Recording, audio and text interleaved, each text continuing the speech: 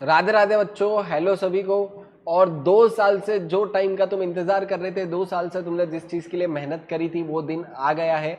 कल वो दिन है सीए फाउंडेशन मई 2026 एग्जाम्स का। काफी बच्चे काफी टाइम से मेहनत कर रहे हैं, एफर्ट ले रहे हैं कि सर एग्जाम्स आएंगे, एग्जाम से बहुत अच्छा आउट परफॉर्म करना है।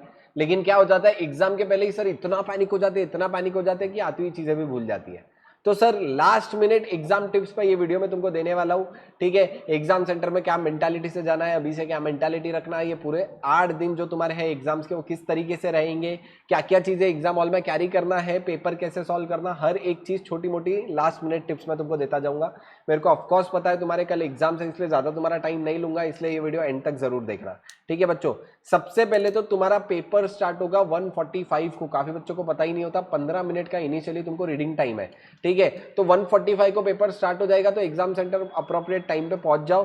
ठीक है, अच्छा 1:45 को जब पेपर स्टार्ट होगा, 15 मिनट का स्टार्ट का रीडिंग टाइम है। 15 मिनट का स्टार्ट का रीडिंग टाइम कैसे यूज करना है बच्चों, तुम्हारे पास है ना, क्वेश्चन नंबर 1 तो कंपलसरी है। क्वेश्चन नंबर 2 से लेके क्वेश्चन नंबर 6 तक तुमको कोई एक क्वेश्चन सेलेक्ट करना है जो तुम स्किप करने वाले हो एग्जाम में। तो तुम क्या करो, 15 मिनट के रीडिंग टाइम में ना 2 से लेके 6 तक पूरे क्वेश्चन एक बार ओवरव्यू में पढ़ के निकालो। क्वेश्चन नंबर 1 पढ़ना मत, क्योंकि वो तो अदरवाइज भी कंपलसरी है, वो तो तुमको वैसे भी सॉल्व करना है। तो तुमको इनिशियली 15 मिनट के रीडिंग टाइम में ये डिसीजन लेना है कि 2 से लेके 6 तक एनी 4 क्वेश्चन जो अटेम्प्ट करना है, कौन सा क्वेश्चन स्किप करूं। अच्छा ये भी मैं बता के जाता हूं कौन सा क्वेश्चन जनरली तुमने स्किप करना चाहिए। ऐसा कोई क्वेश्चन जो बहुत ज्यादा लेंदी लग रहा है, या फिर ऐसा कोई क्वेश्चन आया जो तुमने कभी नहीं देखा, या एडजस्टमेंट कभी नहीं देखे, तो आइडियली बच्चों वो क्वेश्चन तुमने स्किप करना चाहिए। अगर सब क्वेश्चन ऐसे है कि सर सब क्वेश्चन ऐसे आ गए, हमने सब देखे आ लेते, तो फिर वैसे सिनेरियो में तुमने जो क्वेश्चन सबसे लेंदी है वो क्वेश्चन स्किप करना चाहिए।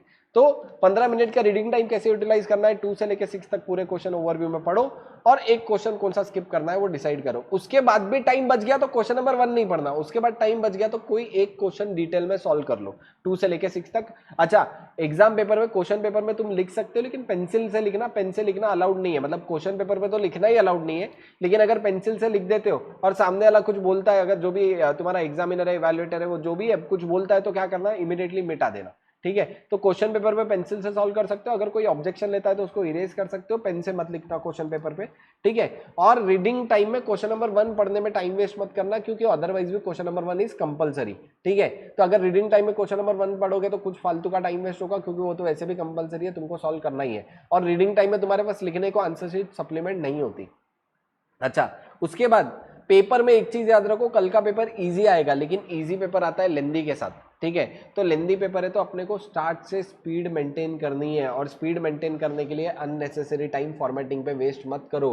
There is 0 marks for formatting, formatting के मार्क्स नहीं होते। स्केल सिर्फ तब यूज करो जब तुमको टेबल ड्रॉ करना है, या कोई बहुत इंपॉर्टेंट है वो जगह पे टेबल ड्रॉ करना। मैंने बहुत सारे बच्चों को देखा, वो जर्नल एंट्री के लिए भी फॉर्मेट पूरा ड्रॉ करते हैं। बच्चों फाउंडेशन एग्जाम में जर्नल एंट्री के लिए फॉर्मेट की कोई जरूरत नहीं है, direct date, particular, LF, amount debit, amount credit लिखो और जर्नल एंट्री लिखो, बिना लाइन ड्रॉ करे। ठीक है, तो लाइंस ड्रॉ करना, फॉर्मेटिंग करने में अननेसेसरी टाइम वेस्ट हो जाएगा। इसलिए क्या करो, सिंपल एकदम बता रहा हूँ कि अननेसेसरी फॉर्मेट बनाने में, स्केल यूज करने में टाइम वेस्ट मत करना। जितना हो सके टाइम अपने को बचाना है, ताकि पेपर ईजी आएगा तो लेंदी आएगा, और अपना सब कुछ अटेम्प्ट होना चाहिए। अच्छा बहुत बार मैंने देखा है, कोई एक क्वेश्चन ये लोग टारगेट कर देते, एक क्वेश्चन डिफिकल्ट आता है और बच्चा वही क्वेश्चन पहले पढ़ता है।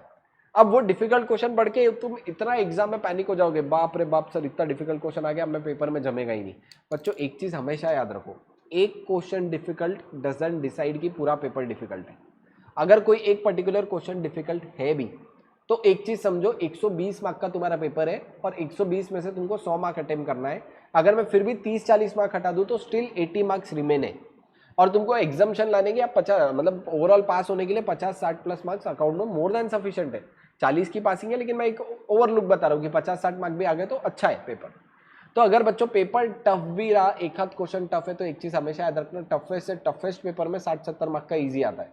तुमको क्या करना है, ईजीएस्ट पार्ट पे फोकस करना है।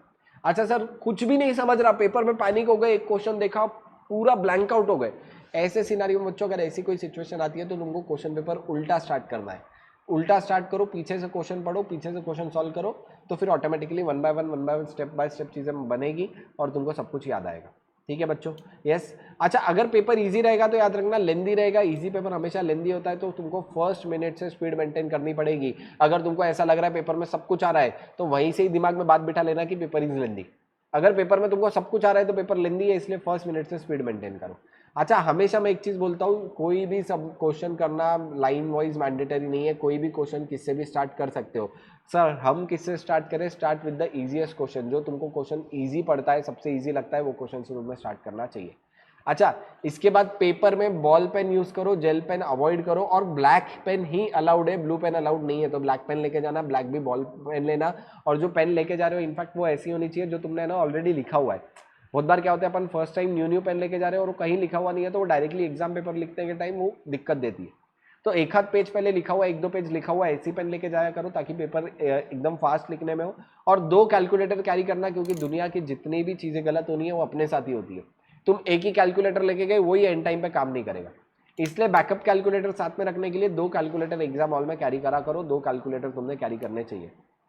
इसके बाद बच्चों, एग्जाम हॉल में जाते टाइम या कल भी जब घर से निकल रहे हो, एकदम काम एंड कंपोज रहो, पैनिक मत करो, क्योंकि पैनिक सिचुएशन एग्जाम में सिली मिस्टेक्स करवा देती है ना। तो एक चीज हमेशा याद रखना, तुमने मेहनत की है, तुमने लाइफ में इतने एफर्ट लिए, तुमने सब कुछ किया है, जो चीज बनती थी सर हमने किया, जो किया जैसा किया सही किया, खुद को ये चीज बोलो, और एकदम आराम से शांत दिमाग से एग्जाम हॉल में जाओ।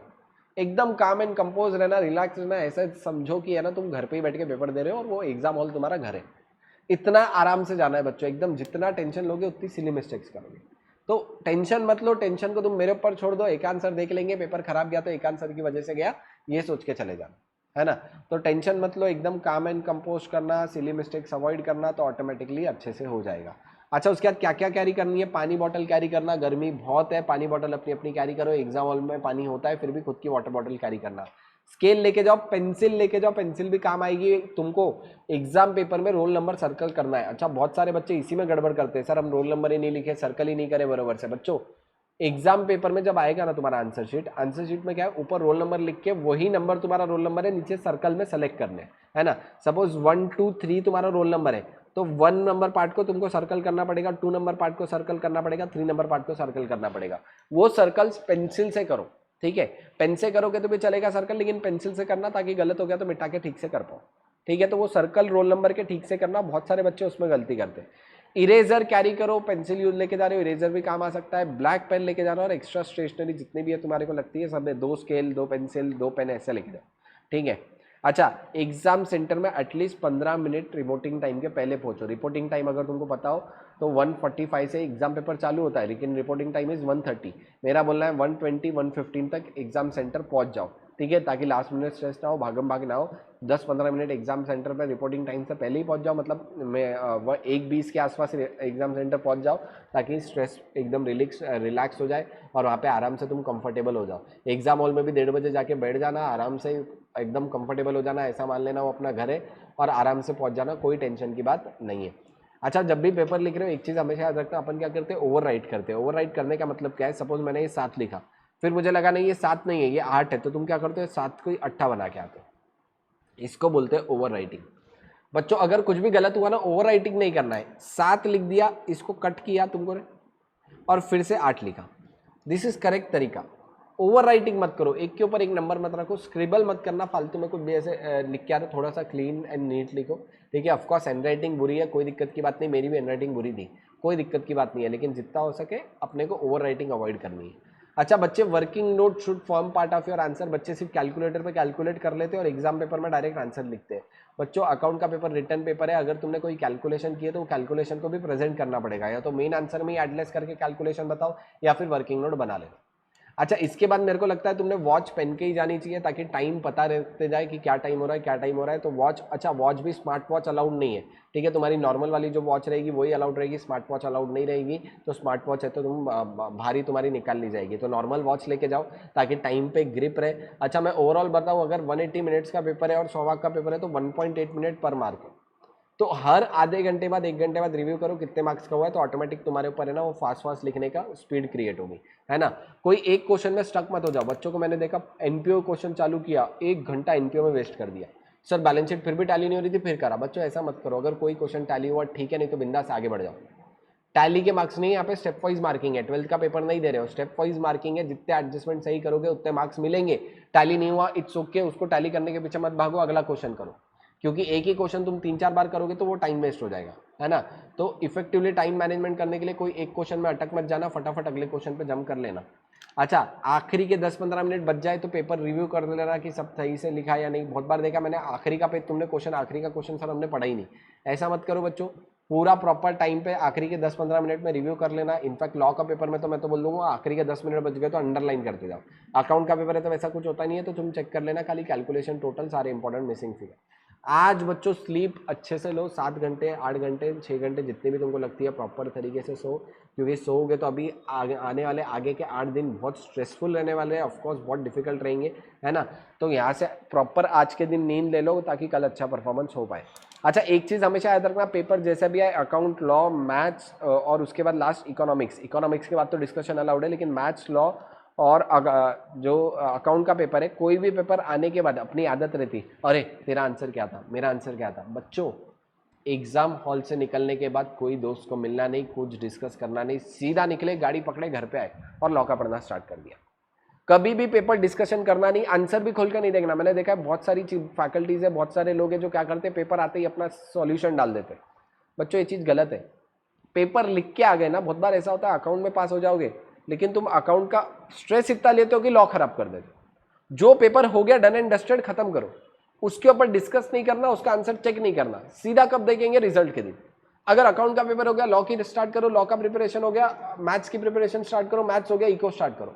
हाँ, इको का पेपर होने के बाद जो आंसर देखने हैं देखो। इनफैक्ट मैं भी तुम्हारा फाउंडेशन अकाउंट्स का जो सजेस्टेड आंसर लेके आऊंगा, सजेस्टेड आंसर दूंगा तुमको, लेकिन पहले पेपर के दिन नहीं, सभी पेपर होने के बाद, because I believe in ethical behaviour, है ना। मेरे को भी फाउंडेशन अकाउंट्स का तुमको पूरा का पूरा सजेस्टेड आंसर देना है बना के मेरे साइड से, लेकिन ये मैं कब दूंगा, सारे पेपर्स हो जाने के बाद। तो जो भी डिस्कशन करना है सारे पेपर्स हो जाने के बाद करना है। एग्जाम में कोई भी पेपर के बाद डिस्कशन मत करना, ताकि तुम्हारी मेंटालिटी डिस्टर्ब ना हो, है ना बच्चों। तो यही चीज़ है, कुछ बातें, छोटी मोटी बातें ध्यान रखो और ध्यान से करना, ऑटोमेटिकली हो जाएगा, टेंशन मत लो। अच्छा, इनफैक्ट एक बात बताऊं, अगर तुमको ऐसा लगता है कोई चैप्टर रह गया है तुम्हारा, तो मैंने ऑलरेडी, है ना, अपने टेलीग्राम ग्रुप पे और व्हाट्सएप ग्रुप पे डाल दिया है पूरी की पूरी लिंक अपनी एग्जाम ओरिएंटेड बैच की जो अपन ने ली थी। अच्छा, इसके अलावा भी सर हमको लग रहा है कि, है ना, कोई चैप्टर के डिफिकल्ट से डिफिकल्ट क्वेश्चन देखने, तो ऑल इंपॉर्टेंट क्वेश्चन की वीडियोस की भी मैंने लिंक डाल रखी है, ठीक है। तो तुम ये पीडीएफ रेफर कर सकते हो, ऑलरेडी मैंने टेलीग्राम ग्रुप पे लिंक्स का पीडीएफ डाला हुआ है, ठीक है बच्चों। अच्छा, एट लास्ट एक चीज हमेशा याद रखना बच्चों, मैं हमेशा बोलता हूँ, तुम जो भी भगवान को मानते हो, जिस किसी को भी मानते हो, है ना, देखो कितना भी कुछ भी कर लो, अपन ने अब अपनी मेहनत कर ली, अब यहाँ से टाइम किसका है, भगवान का। बहुत बार ऐसा होता है, तुमने देखा एग्जाम हॉल के बाहर कोई क्वेश्चन पढ़ के गए, वही क्वेश्चन एग्जाम में आ गया, किस्मत भगवान की बात। तो आखिरी में जब भी पेपर लिखने जा रहे हो घर पे, अपने अपने जिसको भी तुम मानते हो, जो भी भगवान को मानते हो, बोल के जाना कि अब मेरे हाथ में नहीं है, मैंने मेरे पूरे एफर्ट ले लिए, अब तुम स्ट्रेस खुद पे मत लो, अब तुम जिसको भी मानते हो उसके ऊपर छोड़ दो। भगवान को बोलना, भगवान यहां से अब तेरी जिम्मेदारी है, मुझे एग्जाम पास कराना तुझे है, मैंने मेरी मेहनत कर लिया, तुमको स्ट्रेस लेना ही नहीं है। तुम तुम्हारा स्ट्रेस किसको दे दो, भगवान को दे दो, क्योंकि एट द एंड अपने हाथ में नहीं है ना, जो रिजल्ट आएगा, जो भी होगा, एट द एंड भगवान देख लेगा, है ना। तो जब भी जा रहे हो भगवान के सामने, एग्जाम में जाने के पहले हाथ जोड़ के आना, है ना। एक लाइन भी मैं हमेशा बोलता हूँ, ठीक है, भगवान को जब जा रहे हो भगवान के पास बोल देना भगवान को कि भगवान अब सौंप दिया हमारे जीवन का सब बार तुम्हारे हाथों में है, जीत तुम्हारे हाथों में है, हार तुम्हारे हाथों में है, तुझ में मुझ में एक फर्क, मैं नर हूं तुम हो नारायण, मैं हूं संसार के हाथों में और संसार तुम्हारे हाथों में, है ना। तो भगवान को बोल देना कि अब हमारे हाथ में कुछ भी नहीं है, अब हमने हमारा जितने भी चीजें थी सब तुम्हारे हाथ में सौंप दिया है, अब हम टेंशन लेने वाले नहीं, अब टेंशन लेने का काम किसका, भगवान का, है ना। तो एग्जाम हॉल में जा रहे हो, भगवान के पास जाना, हाथ जोड़ना और सारा स्ट्रेस वहीं खत्म करके आना। एग्जाम हॉल में जाओ तो एकदम बिंदास जाओ, कॉन्फिडेंस आना कि यस सर आज का पेपर बहुत अच्छा जाएगा। और सारे ही पेपर में बच्चों कुछ भी हो, लाइफ में एक चीज मैं हमेशा बोलता हूँ, कुछ हो ना हो, कॉन्फिडेंस ऐसा होना चाहिए कि दुनिया जीत लेंगे, है ना। तो यही कॉन्फिडेंस से जाओ, ऑल द बेस्ट, बहुत अच्छा पेपर जाएगा, बहुत अच्छी मेहनत की है, बहुत ज्यादा एफर्ट लिए तुमने, हर एक तुम्हारा एफर्ट काउंट होगा, हर एक एफर्ट तुम्हारा सही डायरेक्शन में जाएगा, तो टेंशन मत लो। ऑल द बेस्ट, बहुत अच्छे से पेपर लिख के आना, मेरा हमेशा की तरह तुम्हारे साथ तो सपोर्ट रहेगा, टेंशन मत लो, बिंदास एग्जाम हॉल में जाओ और जो बातें मैंने बताई है ध्यान रखना, पेपर बहुत अच्छा जाएगा, कल का पेपर बहुत ईजी होगा और ओवरऑल तुम्हारे फाउंडेशन के एग्जाम्स भी बहुत अच्छे जाएंगे और पक्का पास हो जाओगे, है ना बच्चों। तो सभी बच्चों को ऑल द बेस्ट। एक बात हमेशा याद रखना, लाइफ में हम जीतेंगे और तुमको जो भी चीजें लाइफ में तुम अचीव करोगे, है ना। तो टेंशन मत लो, खुद के ऊपर कॉन्फिडेंस रखो और बिंदास एकदम पेपर को जाओ, कल का पेपर तुम्हारा बहुत अच्छा होगा, है ना। तो all the best everyone, all the best. तुमको कुछ भी डाउट है, मैं पूरा 24/7 यहाँ पे अभी तुम्हारे लिए अवेलेबल हूँ। कल तो एग्जाम होने तक तुमको आधी रात को भी 2 बजे 3 बजे डाउट आता है, बिंदास मेरे को फोन करो, मैं तुम्हारा फोन उठाऊंगा, ठीक है। तो जो भी डाउट है बिल्कुल एकदम 100% मेरे को पूछ सकते हो, जो भी तुम्हारे लास्ट मोमेंट डाउट्स है मेरे को पूछ लो, है ना। टेंशन मत लो, ऑल द बेस्ट। ध्यान रखना और छोटी छोटी बातें ध्यान रखना। और हॉल टिकट भी लेके जाना बच्चे, हॉल टिकट नहीं लेके जाते, हॉल टिकट लेके जाओ। कलर लेके जाओ, ब्लैक एंड व्हाइट लेके जाओ, कैसा भी चलेगा, सब लेके जाओ, है ना। अगर हॉल टिकट पे तुम्हारी फोटो अच्छी नहीं आई है तो आधार कार्ड भी कैरी करना, बहुत बार है ना, अगर हॉल टिकट की तुम्हारी फोटो अच्छी नहीं आती है तो वो आधार कार्ड पूछते हैं, तो आधार कार्ड की, अच्छा ओरिजिनल आधार कार्ड भी लेके जाओगे तो चलेगा, खाली एज एन आईडी प्रूफ, ठीक है बच्चों। तो all the best for tomorrow, एकदम अच्छे से लिख के आओ, कल का पेपर फोड़ के आना, ठीक है। All the best. अगर कुछ भी डाउट है तो तुम डेफिनेटली पूछ सकते हो।